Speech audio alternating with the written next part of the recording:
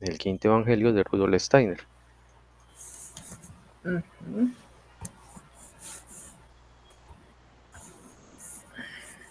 Bueno, aquí empieza.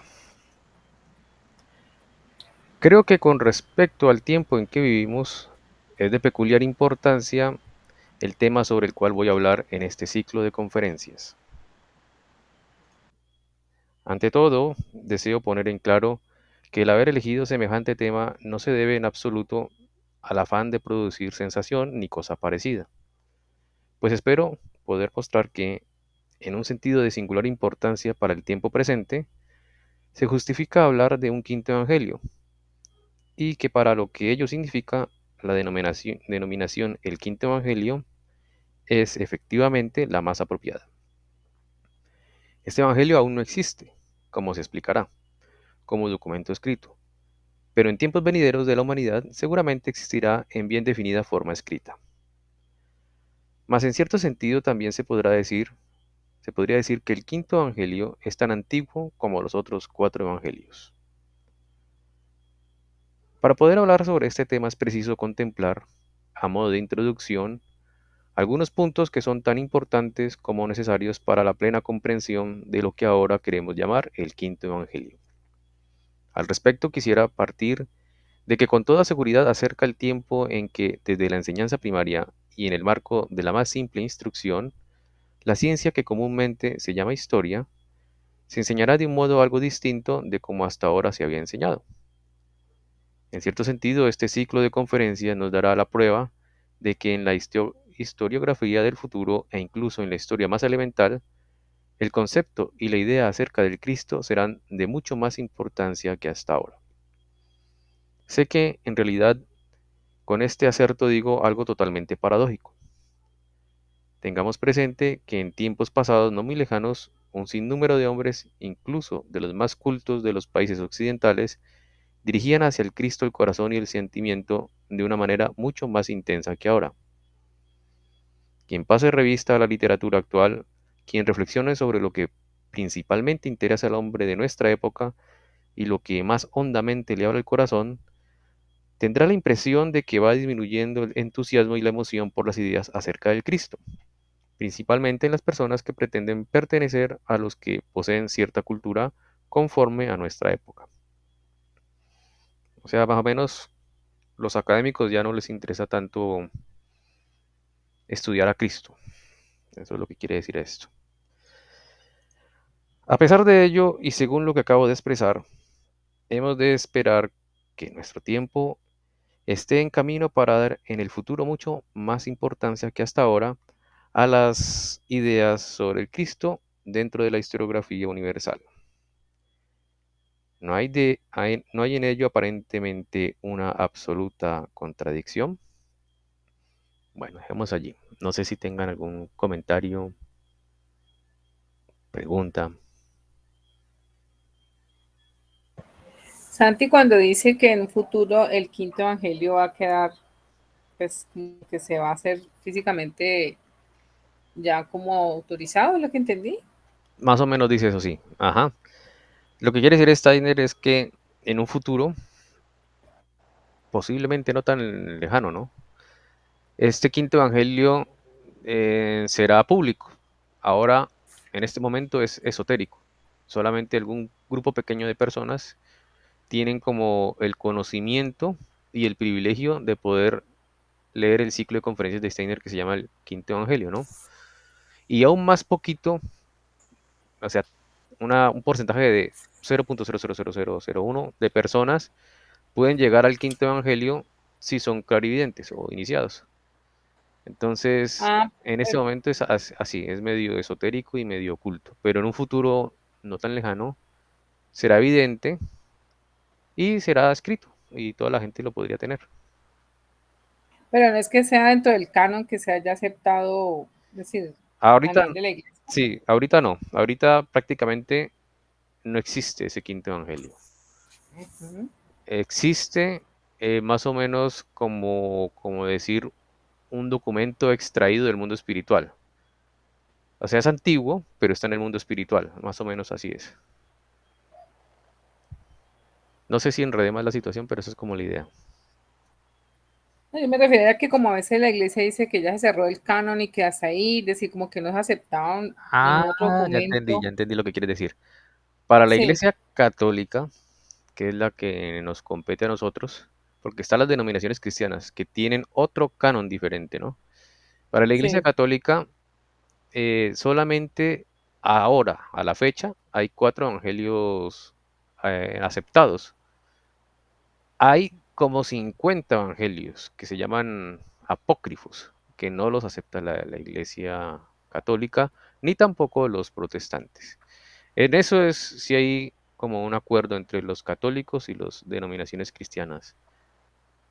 En todas las denominaciones cristianas y católicos existe ese consenso, que solamente hay cuatro evangelios aceptados. Y según la iglesia, ellos dicen que es inspirada por el Espíritu Santo y los demás no. ajá, Obviamente eso cambia.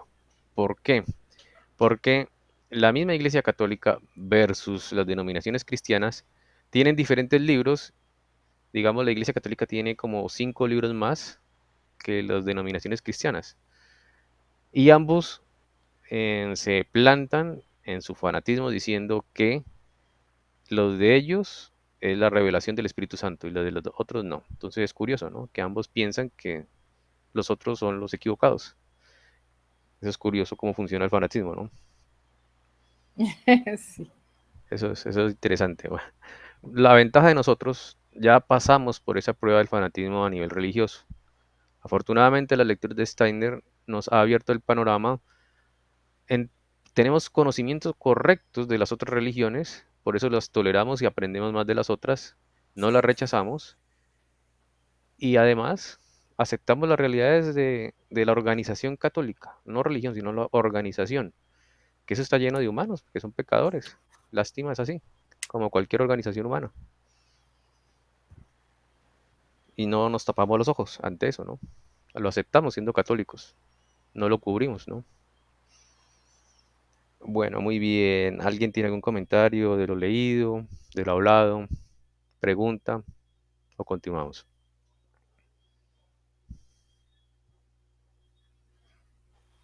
No, pues solo entendí también que el Cristo también va a ser como más aceptado en un futuro, ¿no? Correcto. Kate, tienes razón en mucho, pero, o sea, debería ser así, ¿no? O sea, si no hubiera oposición de las jerarquías que ponen trabas, digámoslo así, de las que ponen obstáculos, debería ser así, Kate. Debería ser evidente que todo el conocimiento de Cristo, ¿no? ¿Por qué? Porque se supone que en un futuro, posiblemente no tan lejano, las generaciones venideras van a adquirir cierta clarividencia de manera natural, ¿no? El problema, Kate, es que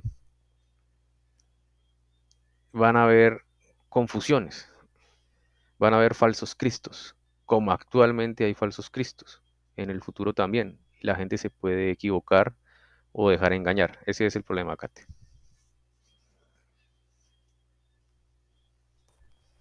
O sea que se va a estudiar más, pero con errores. A veces con errores, así es. De hecho, actualmente, ahorita, en este momento, hay ideas de Cristo un poco muy humanizadas, o sea, que Cristo era un ser humano, como cualquier profeta, como San Francisco de Asís, un santo, pero humano, sin más mérito que ser humano. Y la parte de la divinidad, todo lo que hay detrás del Cristo se tapa, ¿no? Ese es un engaño de Cristo, una idea errada de Cristo, así se predica ese Cristo. El otro extremo del engaño del Cristo es lo que a veces las religiones cristianas hacen, que hacen ver al Cristo como un Lucifer. ¿Qué quiere decir esto? Déjenme explicarlo para que no se malinterprete. Que está allí Cristo para que uno le pida y Él le entregue a uno las cosas materiales que uno le pida. O no cosas materiales, simplemente como para que uno le pida y Él le dé a uno. ¿Por qué? Porque sí, porque uno, digamos, piensa que debe ser así. Como si estuviera obligación Cristo de darle cosas a uno de la manera que uno quisiera. Sobre todo si son materiales ese es un Cristo falso. Eso es podríamos decir que es como una especie de Lucifer. Esos son los dos extremos errados de la enseñanza de Cristo actualmente. No sé si me hice entender o no, o los enredé, no sé.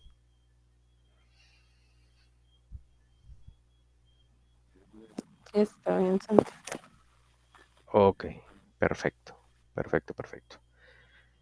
Bueno, ahora yo les pregunto, ¿se entiende esta pregunta de que formula aquí Steiner? La que subrayé.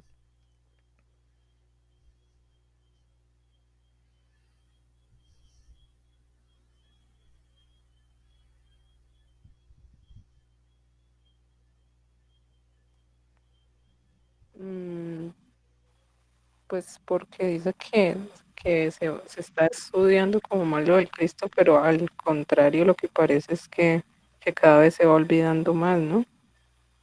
Ok. Correcto, sí.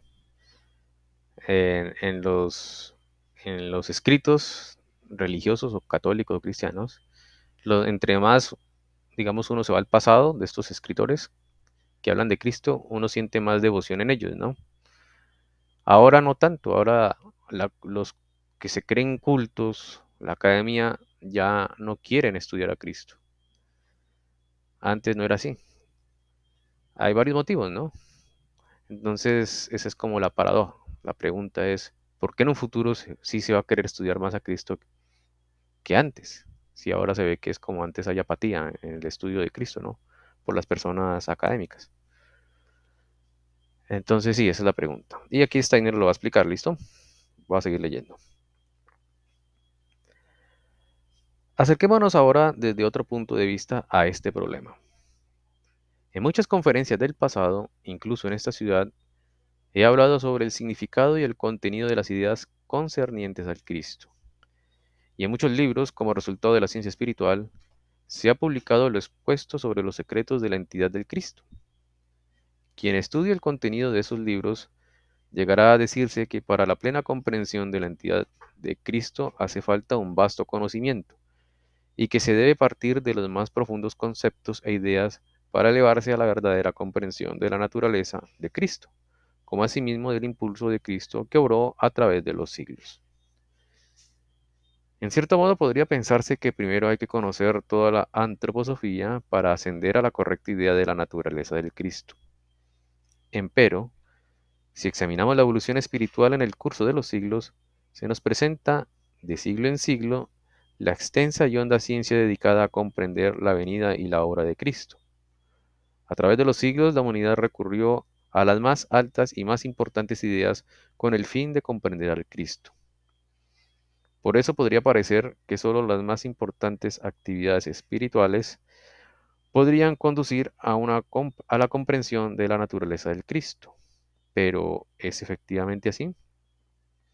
Una muy sencilla reflexión puede darnos la prueba de que no es así. Coloquémonos, por así decirlo, sobre una balanza espiritual todo aquello de erudición y ciencia, incluso la antroposofía, todo lo que hasta ahora ha contribuido a la comprensión del concepto y la naturaleza del Cristo. Coloquémoslos sobre uno de los platillos de la balanza espiritual y sobre el otro platillo todos los sentimientos profundos, todos los impulsos en el alma de los hombres que a través de los siglos se dirigieron hacia la entidad que llamamos el Cristo. Y se verificará que todo cuanto la ciencia, la erudición y hasta la antroposofía pueden contribuir a la explicación de la naturaleza del Cristo, bruscamente hace subir el platillo, y que los profundos sentimientos e impulsos que la humanidad dirigió hacia la entidad y el mundo del Cristo hacen bajar hondamente el otro platillo. Sin exagerar, perdón, me perdí. Ya. Sin exagerar, podemos afirmar que la esfera del Cristo influyó enormemente sobre la humanidad y que el mero saber de lo que es el Cristo ha ejercido el menor efecto en tal sentido. Verdaderamente la posición del cristianismo hubiera quedado muy poco favorable si las gentes, para apegarse al Cristo, hubieran tenido que basarse en las doctas disquisiciones de la Edad Media, de los escolásticos y de los eruditos eclesiásticos, o también en lo que la antroposofía contribuye al conocimiento acerca del Cristo. Muy poco podría alcanzarse con todo ello. Estimo que quien considere objetivamente el devenir del cristianismo en el curso de los siglos, nada podrá objetar a estos pensamientos, pero acerquémonos además a ellos desde otro punto de vista. Remontémonos a los tiempos precristianos. Basta recordar lo que es de pleno conocimiento de la mayoría de los aquí presentes, que la antigua tragedia griega, principalmente en sus formas primitivas, al caracterizar al héroe divino, o bien al hombre en cuya alma vivía la lucha del Dios, en cierto modo expresaba, desde el escenario, una clara e inmediata visión del divino obrar y tejer. Basta señalar que en la gran obra poética de Homero teje el obrar de lo espiritual. Basta nombrar las grandes figuras de Sócrates, Platón, Aristóteles. Con estos nombres se presenta a nuestra alma una suprema vida espiritual en un determinado campo. Si únicamente alzamos la vista hacia la figura de Aristóteles, que vivió y obró unos siglos antes de la fundación del cristianismo, se nos presenta lo que en cierto sentido hasta en nuestro tiempo no ha sido superado ni ulteriormente desarrollado. El pensamiento y el procedimiento científico de Aristóteles son de tan inmensa categoría que podemos afirmar que se había alcanzado un nivel supremo del pensar humano de tal manera, de manera tal que hasta ahora no se ha producido un acrecentamiento al respecto. Por un instante vamos ahora a establecer una singular hipótesis que es necesaria para la precursión de nuestras conferencias. Representémonos que no existiesen los evangelios como fuente de información sobre la figura de Cristo. Supongamos que no existiesen los primitivos documentos que como Nuevo Testamento tomamos a la mano. Vamos a hacer caso omiso de lo que se ha escrito o dicho sobre la fundación del cristianismo. Solo tomaremos en consideración el devenir del cristianismo como hecho histórico, lo que sucedió en la humanidad en el transcurso de los siglos postcristianos. Vamos a considerar lo que realmente sucedió sin recurrir a los evangelios, a los hechos de los apóstoles, ni a las epístolas de San Pablo. ¿Qué es lo que sucedió? Si empezamos por fijar la vista en el sur de Europa, tenemos una época de la más alta cultura espiritual humana, cuyo representante fue Aristóteles, a quien acabamos de nombrar. Vida espiritual altamente desarrollada que en los siglos subsiguientes tuvo un singular cultivo. En la época en que el cristianismo comenzó a tomar su camino por el mundo, hubo en el sur de Europa muchos hombres de cultura griega, hombres que habían adherido a la vida cultural, que se habían adherido a la vida cultural griega. Si examinamos el desarrollo del cristianismo hasta Celso, célebre por sus ataques contra el cristianismo, y más tarde, en el segundo y tercer siglo postcristiano, hay en el sur de Europa, en las penínsulas greca e itálica, hombres de la más alta cultura espiritual. Numerosos hombres habían acogido las sublimes ideas de Platón, hombres cuya sagacidad fue como la continuación de la Aristóteles, espíritus finos y fuertes de la cultura griega, romanos de cultura griega, que a la sutileza del espíritu helénico añadieron lo agresivo y personal del romanismo. En este mundo, bueno, va a parar aquí. ¿Hasta ahí tienen alguna pregunta, inquietud? ¿Se entiende lo que Steiner está desarrollando como idea o todavía no?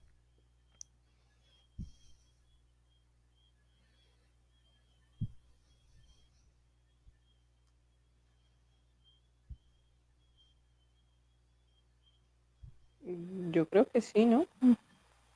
Vale, Está como haciendo una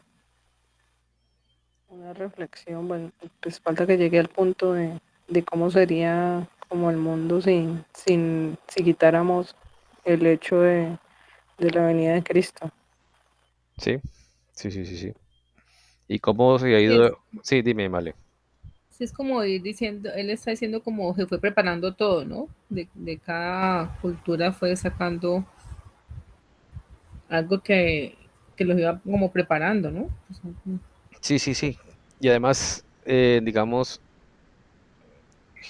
después de la muerte de Cristo empezó a aparecer gente que desde su foro interno tenían una pequeña comprensión de las cosas que antes no se conocían, ¿no? Por ejemplo, por ejemplo, Aristóteles y luego nombra a San Pablo, ¿no? ¿Sí? Aristóteles era antes de Cristo, pero muestra Steiner que él era como el representante de la máxima, digamos, capacidad del pensar humano, ¿no? De hecho, Aristóteles es el padre de la lógica, ¿no? Y uno en ingeniería tiene que aprender muchos de los teoremas que Aristóteles antes de Cristo había creado, ¿no? Entonces aquí nombra que de, algo así como una especie de representantes de ese pensar apareció luego después, como en San Pablo, etcétera, ¿no? Entonces vamos a seguir leyendo. En este mundo penetra el impulso del cristianismo, al que para aquel tiempo puede caracterizarse como sigue. En cuanto a la intelectualidad y al tesoro del saber, los representantes del impulso cristiano de aquel tiempo, comparados con la cultura de numerosos hombres romano-griegos, aparecen verdaderamente como gente inculta. En el mundo de madura intelectualidad se introducen hombres sin cultura, y allí se nos presenta un singular espectáculo. Esas gentes de naturaleza sencilla, los portadores del primitivo cristianismo, extienden este cristianismo en el sur de Europa, con, relativa, con relativamente gran rapidez. Si ahora con lo que por la antroposofía nos es posible comprender, consideramos a esos hombres de natural sencillo que en aquel tiempo difundieron el cristianismo, podemos decirnos, esas gentes sencillas no comprendían nada de la naturaleza del Cristo. No hace falta pensar en la gran idea cósmica del Cristo. Podemos pensar en ideas mucho más simples. Aquellos portadores del impulso cristiano colocados en la altamente desarrollada cultura griega no comprendían absolutamente nada de todo aquello. Nada poseían para contribuir al escenario de la vida greco-romana, sino únicamente su interioridad personal, la que habían desarrollado en sí mismos como su afecto personal al Cristo amado, pues le tenían este afecto como si se tratara de un miembro de una familia amada. Los que dentro del helenismo y el romanismo enraizaron el cristianismo, que hasta nuestro tiempo ha seguido desenvolviéndose, no eran teósofos cultos, ni intelectuales en general. Los teósofos cultos de aquel tiempo, los gnósticos, se habían elevado, por cierto, a sublimes ideas sobre el Cristo, pero no pudieron dar otra cosa que aquello que podemos poner sobre el platillo que sube bruscamente. Si todo hubiese dependido de los gnósticos, es seguro que el cristianismo no hubiera tomado su camino por el mundo. No fue la intelectualidad particularmente desarrollada lo que desde el este penetró y con cierta rapidez causó el hundimiento del helenismo y el romanismo antiguos. He aquí el aspecto que se presenta por un lado. Bueno, hasta ahí se entiende lo que Steiner está exponiendo, ¿cierto que sí o no? ¿O está enredado?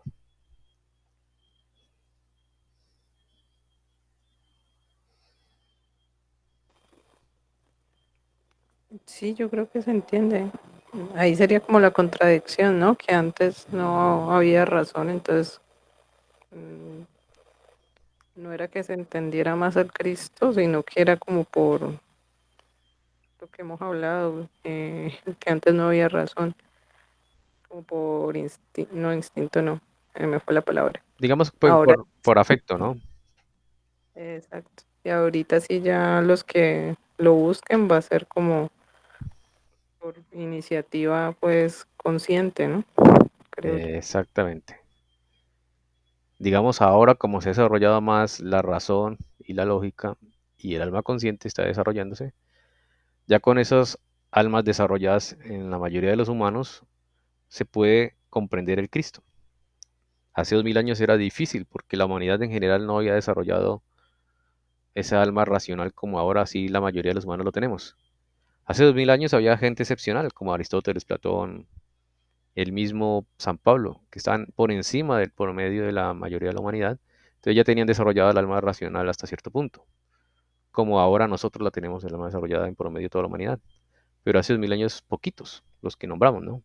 Platón, Aristóteles, esos genios griegos, pero la mayoría de la gente era sencilla. Hagan de cuenta como Pedro, los apóstoles, los seguidores de Cristo, así, sencillas, como campesinos, ciudadanos normales, ¿no? Y esos ciudadanos normales, esos campesinos, siervos, eran los que difundieron el cristianismo en toda Europa y luego se regó por todo el mundo. Eso es lo que está tratando de demostrar Steiner. Bueno, muy bien. ¿Alguna pregunta, comentario? Sigo leyendo.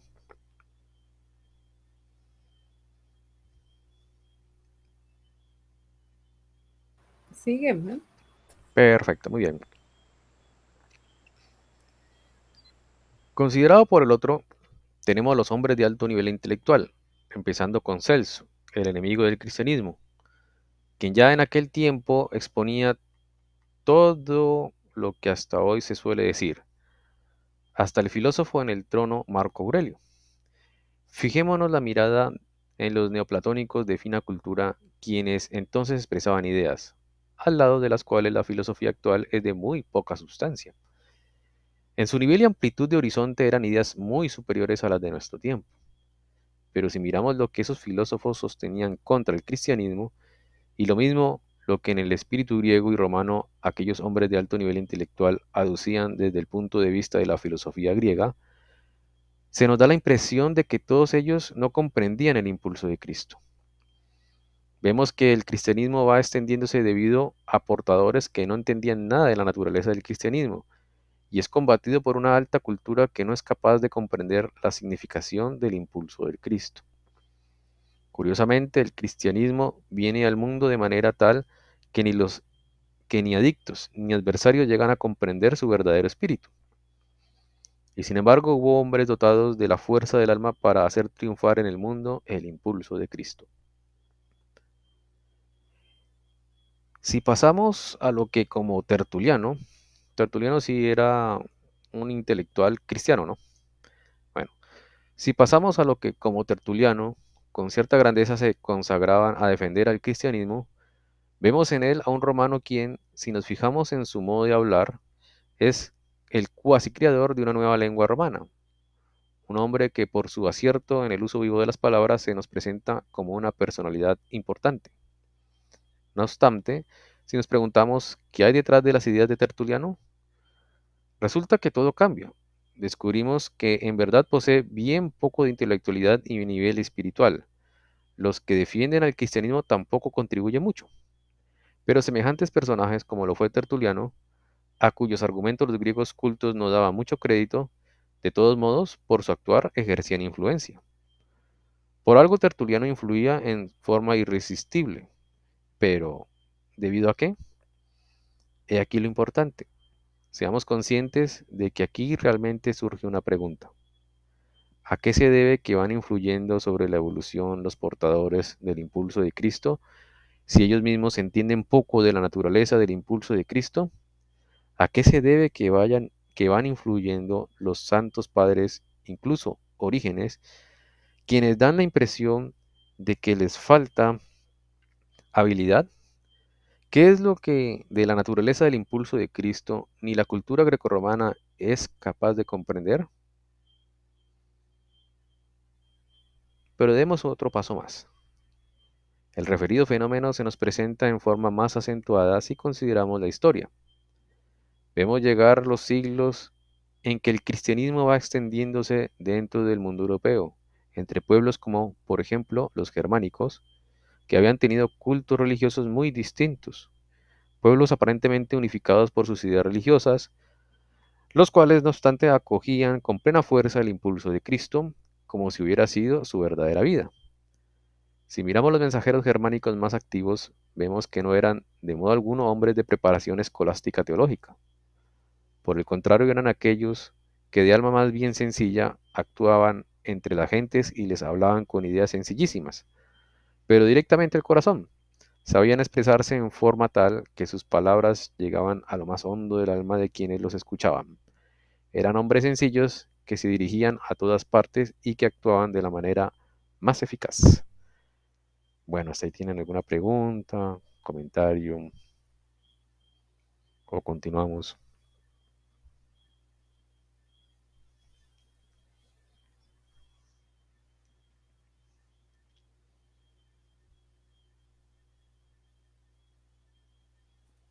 Sigamos. Vale, muy bien. Por un lado tenemos la expansión del cristianismo a través de los siglos.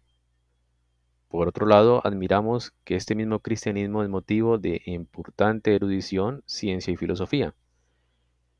No tenemos en poco esta filosofía, pero ahora vamos a dirigir la mirada sobre el singular fenómeno que hasta la Edad Media el cristianismo se difundía y se arraigaba en el alma de pueblos que hasta entonces habían albergado ideas totalmente distintas.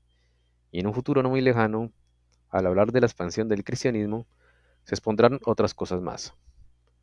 Cuando se habla del efecto del impulso cristiano y que lo oye, el que lo oye comprenderá fácilmente que los frutos de la expansión del cristianismo se evidenciaron en el entusiasmo que tal expansión ha producido. Empero, si llegamos a los tiempos modernos, parece menguar lo que a través de la Edad Media se observa como el cristianismo en expansión. Consideremos a Copérnico y a toda la ciencia natural moderna hasta el siglo XIX.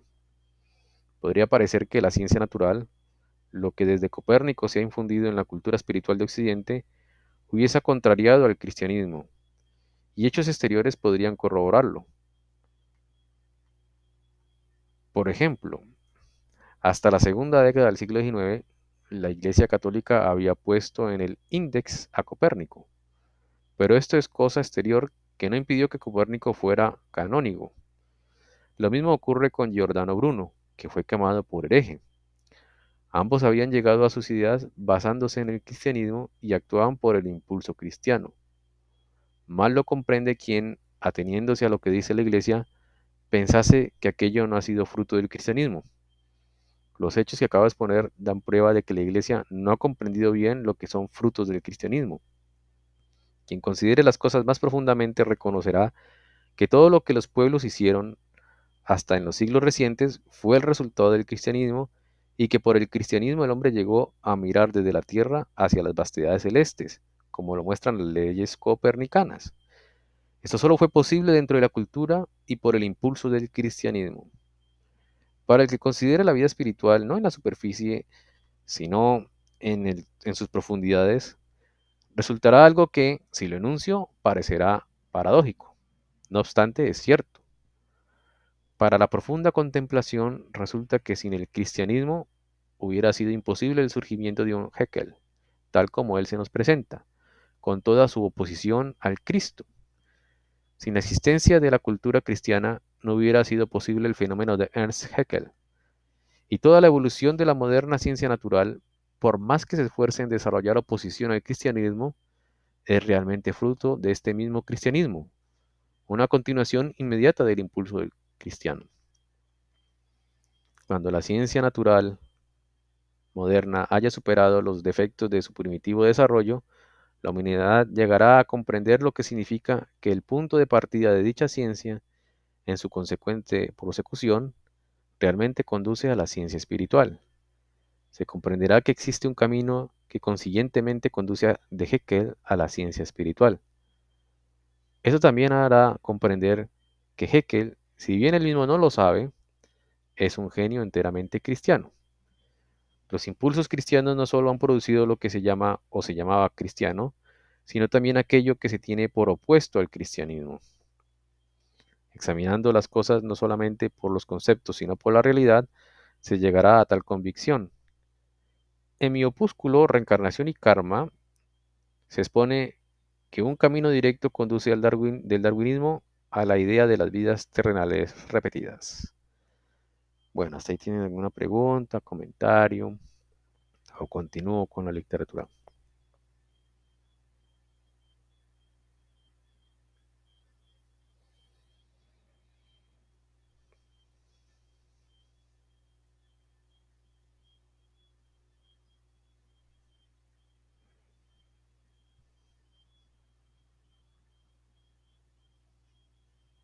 ¿Está todo claro? ¿No hay ninguna pregunta o incluso objeción a lo leído? ¿Todos están de acuerdo? ¿O hay algo que no les cuadra o no se entiende?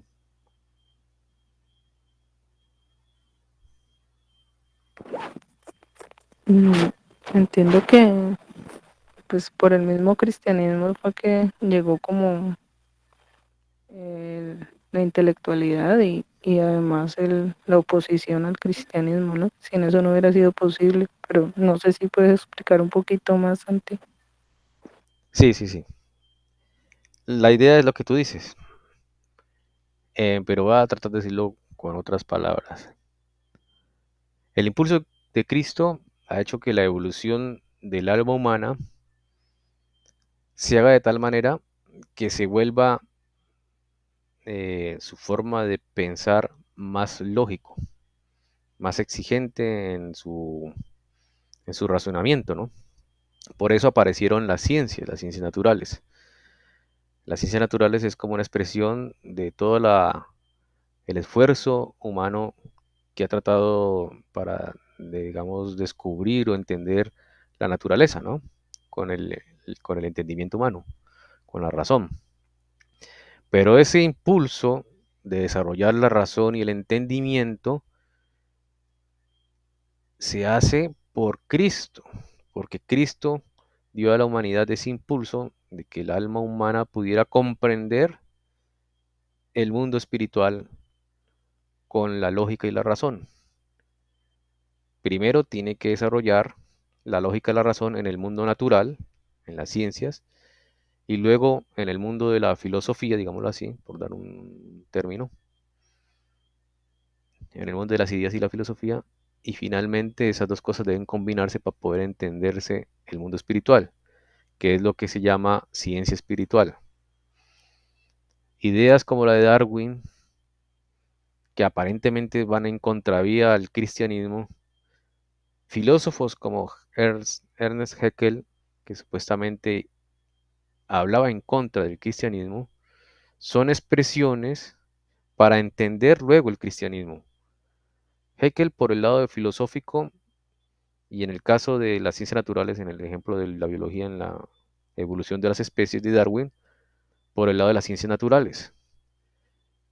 Steiner dice que gracias a la idea que se enseña ahora de la evolución es que se puede entender el concepto de reencarnación y karma. Eso es lo interesante. Bueno, no sé si los enredé o quedó un poquito más claro, no sé.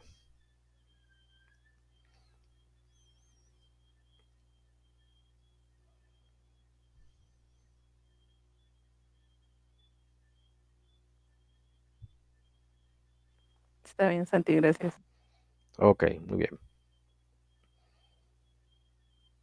Bueno, sigamos.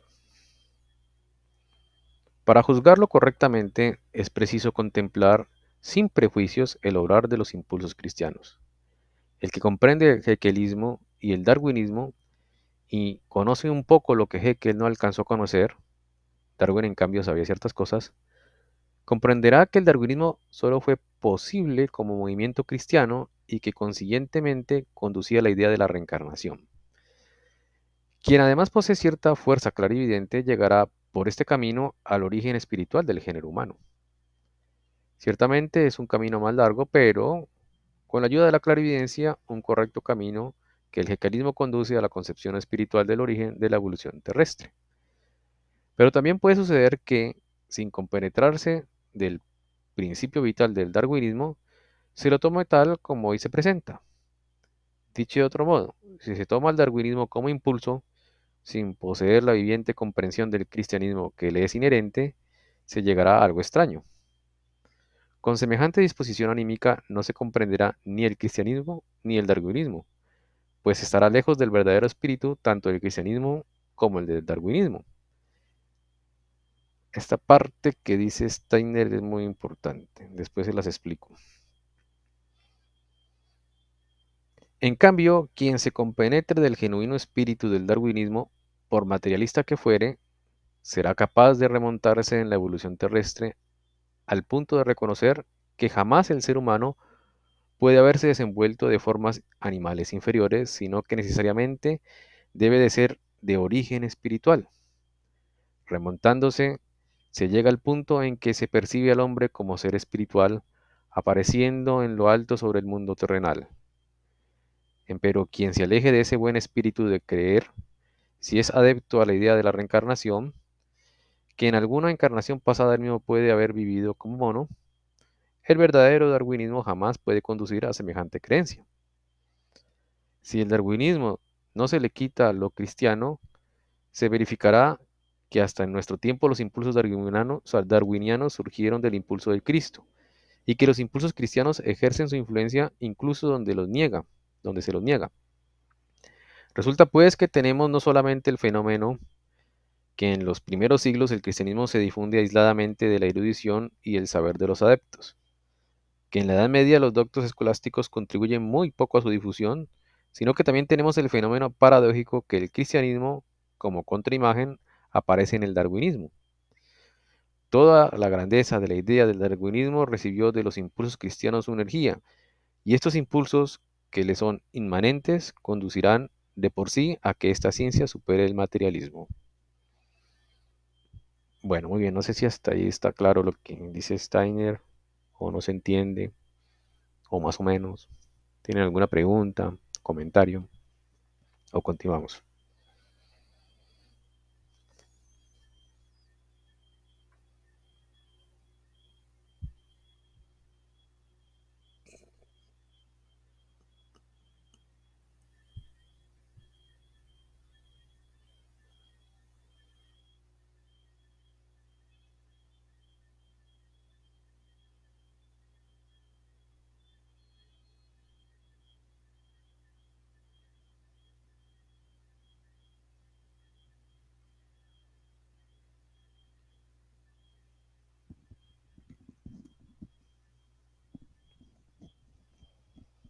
¿Todo claro?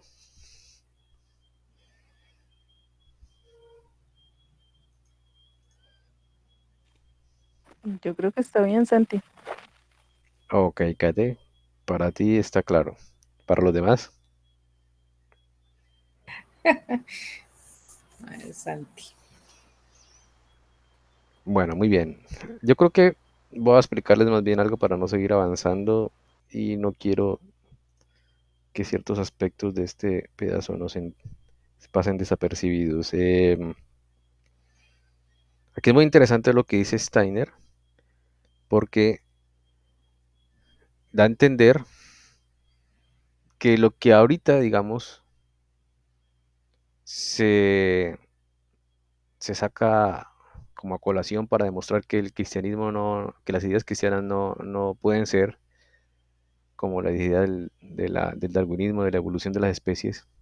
Normalmente los que, en teoría, ¿no? Eso no es que sea así, ¿no? Pero los que creen en la evolución de las especies, por lo general son académicos que pueden ser ateos, porque para ellos esta teoría les demuestra que no existe Dios, ¿no? Que simplemente el ser humano apareció por efectos de evolución, ¿no? Pero Steiner dice claramente por aquí, y eso es lo que quería mostrarles, este aquí. Con semejante disposición anímica no se comprenderá ni el cristianismo ni el darwinismo, pues estará lejos del verdadero espíritu tanto el cristianismo como el darwinismo. Y esto es lo que pasa actualmente con estas personas ateas que defienden el darwinismo, la teoría de la evolución de las especies, porque creen que eso les demuestra que no existe el mundo espiritual y mucho menos Cristo, ¿no? ¿Y esto qué significa? No es otra cosa que no entienden la teoría de la evolución de Darwin, a pesar que sean profesores de graduados en universidades prestigiosas de biología y que estén divulgando esto. Eso es lo curioso, pero así es. No sé si, creo que todos que están aquí escuchándome, han estado en mi ciclo de conferencias de astrobiología. Allí yo mostraba de manera científica, ¿no? De lo que se ha observado a la fecha, que es muy difícil que aparezca la vida por azar, que es muy difícil que se formen las cosas al azar, y es un tanto difícil, incluso mucho más, que una vez formada la vida se evolucione al nivel que hemos llegado ahora nosotros, a no ser que haya algo ordenándolos, que haya algo detrás de esto ordenando o teniendo un plan. Si no, sería muy, pero muy difícil. Y esos son con hechos demostrables científicos, porque eso es de la observación cotidiana, todos los datos que yo di en la astrobiología. Pero aún así, no de mala fe, sino por fe, fe falsa, digámoslo así, piensan que la vida apareció por el azar y por lo tanto todo nuestro universo debe estar lleno de vida material, ¿no? Lo cual es muy difícil porque tiene que haber algo ordenando para que eso sea posible. Es como si yo quisiera encontrar en otros planetas celulares ya armados por sí solos o computadores armados por sí solos. Eso es muy difícil. Tiene que haber una inteligencia detrás o una sabiduría detrás organizando las cosas para que se den las cosas. Bueno, entonces es lo que quería decirles. Mientras que no se entienda bien el darwinismo, van a haber gente atea. Cuando el darwinismo sea bien entendido, se van a volver todos creyentes del mundo espiritual y luego, paulatinamente, del Cristo. Eso es lo que quería decirles. No sé si tiene algún comentario, pregunta o continúo con la lectura.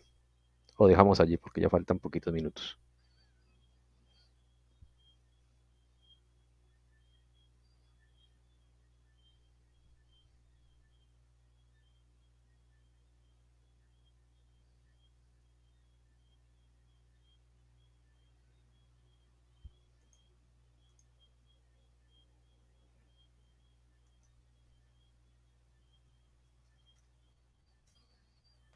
No, muy chévere, Santi. Pues sí, si quieres dejemos ahí.